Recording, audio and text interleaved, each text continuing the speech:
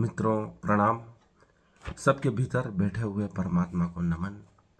अंतर्राष्ट्रीय महिला दिवस जो 8 मार्च को मनाया जाता है, उसकी सभी को हार्दिक शुभकामनाएं। महाभारत में कृष्ण ने महिलाओं का जितना सम्मान किया है, वो पूरी पृथ्वी पर आज तक उनके जैसा कोई पुरुष नहीं हुआ है जिसने महिलाओं को इतना सम्मान दिया है। द्रौपदी का विवाह करने से भी हो सकता था, लेकिन कृष्ण ने कहा कि तुम सर्वश्रेष्ठ व्यक्ति जिसको तुम पसंद करती हो उसी से विवाह करो। वह मत्स्य भेदन कर सकता था, मत्स्य भेदन मत्स्य की आंख को कर्ण, लेकिन द्रौपदी की इच्छा सर्वोपरि थी। द्रौपदी की रक्षा करने जब कोई नहीं आया तो भगवान कृष्ण आए। नरकासुर ने बंदी बनाई हुई कई राजकुमारियों को छुड़वाया, और जब उनको कहीं आश्रय नहीं मिला तो उन्हें महल में रखा, अपने साथ रखा, अपनी रानी बनने का सौभाग्य दिया। ऐसे कई उदाहरण हैं जिसमें कृष्ण महिलाओं की रक्षा के लिए आगे आए हैं। जब वे छोटे थे तो गोकुल में उन्होंने गोपियों की बात मानी, उनकी छाछ पर नृत्य किया, उनके प्रेम को स्वीकार किया।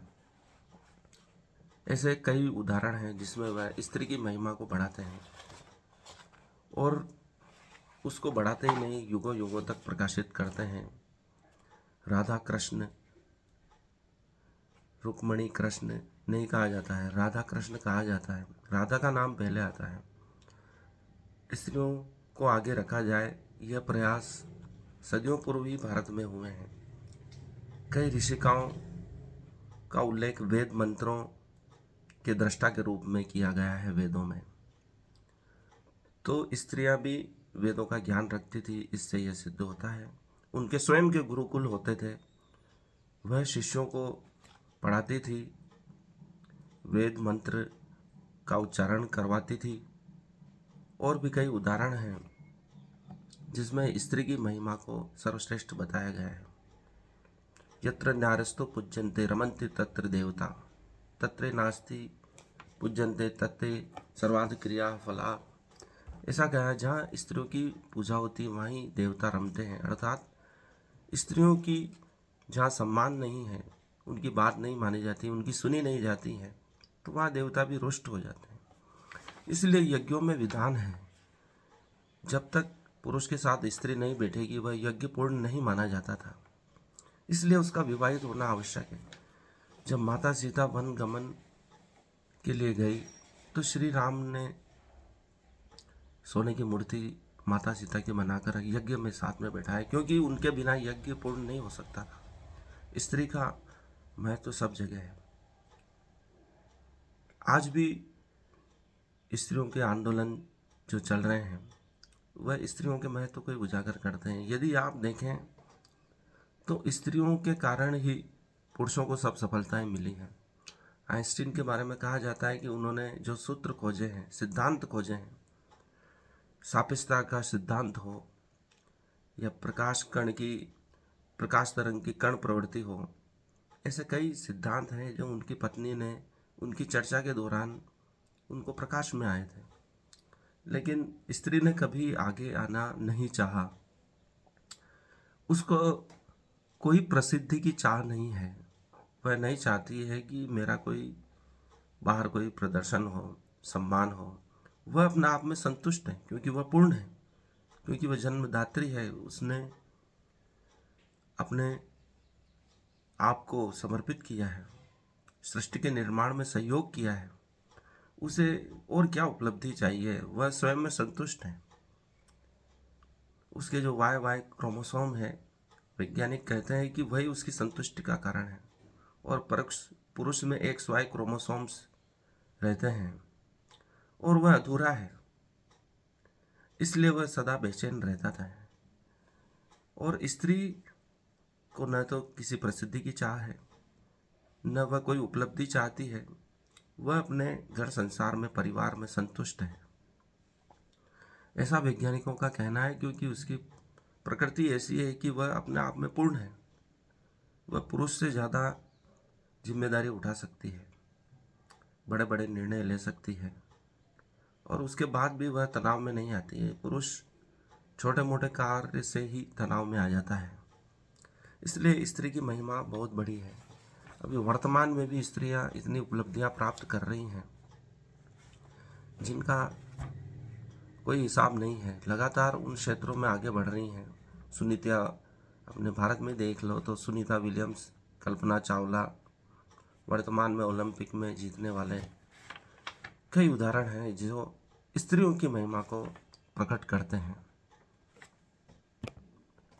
भगवत गीता की बात करें तो यह वैसा ही मामला है कि अभी जान अटक रही है तभी ज्ञान मिलता है। रामकृष्ण से किसी ने प्रश्न पूछा कि ईश्वर कैसे मिलेगा। वह स्नान कर रहे थे और उसको वहीं बुलाकर उसके सिर को पानी में डुबा दिया। वह सांस के लिए तड़प रहा था और जब वह बाहर आया तो रामकृष्ण ने कहा कि जब सांस अटक जाती है, बिना तुम सांस के मर जाते, वैसे ही ज्ञान है, परमात्मा है। तुम्हारी सांस उसके बिना न चले, तुम उसके बिना मर ही जाओ, तभी परमात्मा मिलता है। और युद्ध का क्षण, महाभारत का जो युद्ध का क्षण था वह ऐसी ही घटना थी। अर्जुन की सांस अटक रही थी और वह मोह में पड़ गया था। उसे इंस्टेंट ज्ञान की आवश्यकता थी। उस समय बहुत कम व सटीक इंस्टेंट ज्ञान की आवश्यकता थी जो कृष्ण ही दे सकते थे। यह ठीक वैसा ही कि अचानक परीक्षा आ जाती है और हमको दूसरे ही दिन परीक्षा देनी है और हम नोट्स का सहारा लेते हैं, 20 क्वेश्चन का सहारा लेते हैं। अगर हम उसका सहारा न लें तो हम पास भी नहीं हो सकते। युद्ध के अचानक क्षण में अर्जुन को मोह हुआ और उस समय बहुत सार गर्भित कम मात्रा के ज्ञान की आवश्यकता थी, सटीक ज्ञान की आवश्यकता थी। जब आदमी मर ही रहा है तो क्या करेगा? परीक्षा ही है उसी क्षण बाद, तो आदमी क्या करेगा? वह नोट्स ही पढ़ेगा। सार गर्भित जितना भी वेदों का सार है, उपनिषद आदि का जो सार है वह कृष्ण ने अर्जुन को दिया है ताकि वह जो सारभूत बातें हैं वह समझ सकें। क्योंकि वेद, वेदांग, उपनिषद, निरुक्त आदि को वह विस्तृत रूप से उस समय समझ नहीं सकता और वह आज पूरी मानव जाति के लिए भी उपयोगी है। क्योंकि अचानक आप समस्या में पड़े हुए व्यक्ति को सार गर्भित बात ही समझ में आ सकती है और वह भी ऐसा व्यक्ति है जो गुरु हो, उस क्षेत्र का विद्वान हो। और उस समय पृथ्वी पर भगवान कृष्ण से ज़्यादा ज्ञानवान, योग का ज्ञाता कोई नहीं था, इसलिए उनको योगेश्वर कहा गया है। वह आदमी क्या करेगा? वह परमात्मा को ही याद करेगा। तो आदमी क्या करेगा? डायरेक्ट गुरु ही उसको ज्ञान देगा, तभी उसकी संतुष्टि पूर्ण होगी।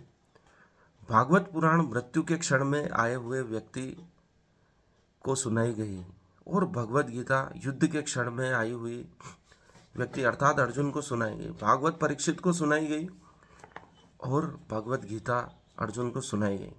दोनों जीवन के चरम स्थिति में आए हुए व्यक्ति हैं जिनको यह कथा सुनाई गई, यह गीता सुनाई गई है। जीवन में न उतरे गीता तो जीवन रीता रह जाता है। यदि न समझे तो जीवन यूं ही बीत जाता है। इसलिए अर्जुन का पूरा जीवन यूं ही बीत रहा था। उस क्षण अचानक मोह उत्पन्न हुआ और कृष्ण ने गीता सुनाई, जिसके कारण वह ज्ञान को उपलब्ध हुआ। युधिष्ठिर को सिखाया गया कि झूठ नहीं बोलना चाहिए। तो जीवन में जब तक वह बात नहीं उतरी तो उसे याद करता रहा, रटता रहा, इतना दोहराया कि वह जीवन में उतर गया। उसके कण कण कोशिका, अपने डीएनए में वह बात उतर गई। तब उसने गुरु से कहा कि मुझे यह बात याद हो गई है कि झूठ नहीं बोलना चाहिए। इतना डीप, गहन युधिष्ठिर जानते थे उस युग में भी, महाभारत काल में भी, कि केवल कोरे शब्दों को याद करने से कुछ नहीं होता है, उसे जीवन में उतारना होता है। गीता, महाभारत, भागवत कथा हम सभी सुनते हैं, लेकिन जीवन में कितना उतारते हैं? यह चीज़ भी गीता हमको सिखाती है कि कोरे ज्ञान से कुछ नहीं होगा। जीवन के हर क्षण में हम उसका उपयोग करें तो ही वह ज्ञान सार्थक है। यह कथा भी युधिष्ठिर की हमको सिखाती है कि एक एक कोशिका में वह ज्ञान नहीं उतरे तो वह आपको सिद्ध नहीं होती है, उसका कोई महत्व नहीं है। जीवन में अगर विज्ञान नहीं उतरे तो विज्ञान का कोई महत्व नहीं है।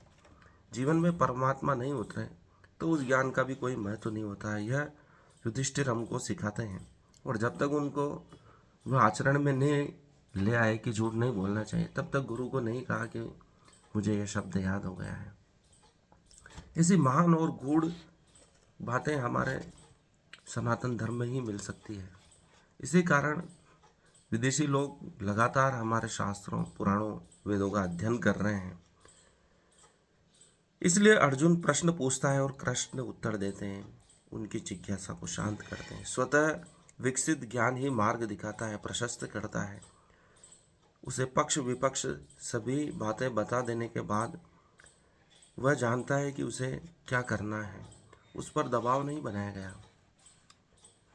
उसको जबरदस्ती भी युद्ध के लिए संलग्न किया जा सकता था अर्जुन को, लेकिन कृष्ण ऐसा नहीं चाहते थे। वह चाहते कि वह पूरे तन मन से युद्ध करें, वह खुद जान जाए कि यह कितना जरूरी है। उसके लिए उस पर दबाव नहीं बनाया जा सकता। आज बच्चों को दबाव बनाकर शिक्षा दी जा रही है, लेकिन वह जितना दबाव बनाते हैं उतना उस चीज़ से दूर होते जाते हैं, क्योंकि दबाव ऐसी चीज़ है जिसे कोई पसंद नहीं करता है। जब बच्चों को स्वतः ज्ञान होगा कि पढ़ना कितना आवश्यक है, तो वह स्वतः पढ़ने लगेंगे। उस विषय का क्या महत्व है, उस बात का क्या महत्व है, जीवन में क्या उपयोग है, तो वह स्वयं उसको आगे बढ़कर अपना चित्त लगाकर पढ़ेंगे। ऐसा ही अर्जुन के साथ हो रहा था। वह समझ नहीं पा रहा था कि युद्ध करना आवश्यक है या संन्यास लेना आवश्यक है। वह दुविधा में था और परमात्मा ने उसकी दुविधा को दूर किया। हमने पूर्व में 10वें श्लोक की व्याख्या समझी। इस श्लोक में भगवान सात्विक दृष्टि से त्याग करने वाले व्यक्ति के लक्षणों की चर्चा करते हैं। वे कहते हैं कि अकुशल कर्म से द्वेष नहीं करता है वह व्यक्ति, और कुशल कर्म में भी आसक्त नहीं होता है। वह त्यागी, बुद्धिमान, संदेह रहित और अपने सत्य स्वरूप में स्थित रहता है। मानवीय स्वभाव है कि हम किसी वस्तु को ग्रहण राग के वशीभूत होकर करते हैं, परंतु उसको त्यागने के कारण द्वेष बन जाता है। ऐसा ही भाव कुशल या अकुशल कर्मों को करने का आधार भी बनता है। यहाँ भगवान कृष्ण इस शाश्वत सत्य की ओर इशारा करते हैं कि वास्तव में श्रेष्ठ तो वही मनुष्य कहा जा सकता है जो राग रहित होकर शुभ कर्म करता है एवं द्वेष रहित होकर अशुभ कर्म त्यागता है। राग भी नहीं करना है शुभ कर्मों से और द्वेष भी नहीं करना है अशुभ कर्मों से। दोनों ही प्रकार की प्रवृत्ति को त्यागना ही ज्ञानी का लक्षण बताया गया है। यहाँ कृष्ण ऐसे मनुष्य को त्यागी कहते हैं, क्योंकि सच्चा त्याग तो तभी है जब कर्मों को करने न करने दोनों में निर्लिप्त भाव उत्पन्न हो जाए, वह यथावत रहे। भगवान ऐसे मनुष्य को मेधावी भी कहते हैं, क्योंकि इस तरह से कर्म करने में वही सफल हो सकता है जिसका व्यक्तित्व ज्ञान रूपी मेधा से सुसज्जित हो। चूंकि उसका ज्ञान, उसकी मेधा सच्चे अनुभव से जन्मे होते हैं, अतः वह व्यक्ति संशय रहित भी होता है। उसके साथ ही वह अपने सत्य स्वरूप में प्रतिष्ठित होकर योगारूढ़ भी हो जाता है। कृष्ण का पूरा प्रयास है कि व्यक्ति संशय रहित हो जाए। जब तक वह शुभ अशुभ सभी कर्मों का त्याग नहीं करता है, वह संशय रहित नहीं होगा, क्योंकि शुभ कर्मों से राग उत्पन्न होगा और गलत कर्मों से द्वेष उत्पन्न होगा। दोनों से मुक्त होकर ही, दृष्टा भाव से ही वह चीज़ों को देखेगा, तो वह सही अर्थों में उसको समझ पाएगा, उसका सत्य स्वरूप को जान पाएगा। वरना वह पक्ष विपक्ष में उलझ जाएगा और अपने निर्णय को बदल पाएगा। जहाँ उसको राग होगा वहीं अपना निर्णय ले जाएगा, जहाँ द्वेष होगा वहीं उसके पक्ष विपक्ष को समझ नहीं पाएगा, सकारात्मक नकारात्मक पक्षों को समझ नहीं पाएगा, और वह द्वेष वाली वस्तुओं से, चीज़ों से दूर होता जाएगा। जबकि ज्ञानी पुरुष वामपंथियों, दक्षिणपंथियों दोनों की बातें सुनता है और उसमें जो सत्य स्वरूप चीज़ें हैं उनको ग्रहण करता है निरपेक्ष भाव से। अगला जो सूत्र है, 10वां सूत्र के बाद जो 11वां सूत्र हम पढ़ेंगे, न हि देहभूता शक्यम त्यक्तुम कर्मणा शेषतः यस्तु कर्म फल त्यागी स त्यागित्य भी धीयते। न हि देहभूता शक्यम त्यक्तुम कर्माणि अशेषतः यह तु कर्म फल त्यागी सह त्यागी इति अधिधीयते। ही का अर्थ है क्योंकि देहभ्रता अर्थात शरीरधारी किसी भी मनुष्य के द्वारा अशेषतः अर्थात संपूर्णता से कर्माणि अर्थात सब कर्मों का त्यक्तुम त्याग किया जाना न शक्यम शक्य नहीं है। तस्मात् अर्थात इसलिए यह अर्थात जो कर्म फल त्यागी अर्थात कर्म फल का त्यागी है सह तू का अर्थ है वही त्यागी अर्थात त्यागी है इति अर्थात यह अभिधीयते अर्थात कहा जाता है। अर्थात देहधारी मनुष्य के द्वारा कर्मों का संपूर्ण त्याग असंभव है। यह बहुत बड़ी बात कृष्ण ने कही। आप किसी भी अवस्था में रहेंगे तो कर्म तो करना ही होगा, चाहे भोजन करें वह भी कर्म है, सोएं वह भी कर्म है। अतः जो कर्म फल का त्याग करना जानता है वही त्यागी, ऐसा कहा कृष्ण ने है। यह बहुत ही अद्भुत सूत्र है। यदि इस सत्य को कोई सम्यक दृष्टि से जान ले तो उसका जीवन शाश्वत आनंद को प्राप्त कर लेगा। भगवान कहते हैं कि देहधारी मनुष्य के लिए कर्मों का संपूर्ण त्याग संभव नहीं है, क्योंकि ये देह भी तो कर्म फल का ही परिणाम है। कर्म फल के परिणाम होने से हर क्षण उसे कर्म की आवश्यकता होती है। भोजन करने पर पेट भरता है। कोई यह सोचे कि हम भोजन करें पर भोजन से होने वाली तृप्ति का त्याग कर दें तो वह असंभव है। उसी तरह यह शरीर पूर्वकृत कर्मों का परिणाम है, तो कर्मों का त्याग असंभव है। पर जो संभव है वो है कर्म फल की इच्छा का त्याग। हम कर्म फल की इच्छा का तो त्याग कर ही सकते हैं, कर्म फल के परिणाम को तो हमें भुगतना ही होगा। उसका त्याग होने से राग द्वेष का दुख सुख प्रसन्नता शोक का त्याग हो जाता है। लोग बिना इस गंभीर सत्य को जाने बाहर के त्याग की यात्रा पर निकल पड़ते हैं, घर परिवार को छोड़ देते हैं, पद पैसा छोड़ देते हैं। पर जो छोड़ने योग्य है, त्याग करने योग्य है, वह बाहर नहीं भीतर है। बाहर का त्याग करने से मात्र स्थान बदल जाता है। कर्म फल इच्छा यथावत चलती रहती है। मृत्यु हो जाने से शरीर छूट जाता है, पर मोक्ष थोड़े ही मिलता है। वह प्राप्त करने के लिए उन कामना वासना आसक्ति को ही त्यागना होता है। जो कर्म फल की इच्छा को त्याग देते हैं और उनका त्याग ही व्यक्ति को सच्चा त्यागी बना सकता है। इस सत्य को कई लोग नहीं समझ पाते हैं कि यह शरीर प्रकृति के ही कार्य व्यापार का हिस्सा है और प्रकृति निरंतर क्रियाशील है। तो प्रकृति प्रदत्त शरीर को धारण करने वाला उस क्रियाशीलता को कैसे त्याग सकता है। हर कोशिका कार्य कर रही है, उसमें रसों का प्रवाह हो रहा है, इलेक्ट्रॉन घूम रहे हैं। हमारे परमाणु से बना हुआ शरीर में इलेक्ट्रॉन लगातार घूम रहे हैं। वे कर्म कर रहे हैं, पृथ्वी घूम रही है, सूर्य घूम रहे हैं, ब्रह्मांड घूम रहा है। तो हम बिना कर्म के कैसे रह सकते हैं। आप बैठे भी रहेंगे तो भी पृथ्वी के साथ तो घूम ही रहे हैं। शरीर है तो शरीर संबंधी कार्य व्यापार भी है। सोना जागना उठना बैठना खाना पीना फिर शरीर के साथ ही गतिविधियों का नैसर्गिक अंग बन जाते हैं। श्री भगवान ने इस सत्य को गीता में पहले ही कह दिया है। न ही कश्चित क्षणमपि जातु निश्चित्यष्ट कर्मकृत कार्यते क्रमशः कर्म सर्व प्रकृति जैर गुणे। अर्थात कोई भी मनुष्य किसी भी अवस्था में क्षण मात्र भी कर्म किए बिना नहीं रह सकता, क्योंकि प्रकृति के वशीभूत हुए परवश हुए सभी प्राणियों से प्रकृति जन्य कर्म करा ही लेती है। प्रकृति शब्द की उत्पत्ति ही क्रियाशीलता से है। प्रकर्षण करणम इति प्रकृति, प्रकर्षण करणम इति प्रकृति। प्रकृति प्रदत्त शरीर में निवास करने वाले मनुष्य की उन वस्तुओं तत्वों के प्रति आसक्ति हो जाती है जिन्हें वह अपना मानने लगता है। यह आसक्ति कर्मों को करने के प्रति कर्मासक्ति को और भविष्य में उनसे जो परिणाम मिलेगा उसके प्रति फलासक्ति को जन्म लेती है।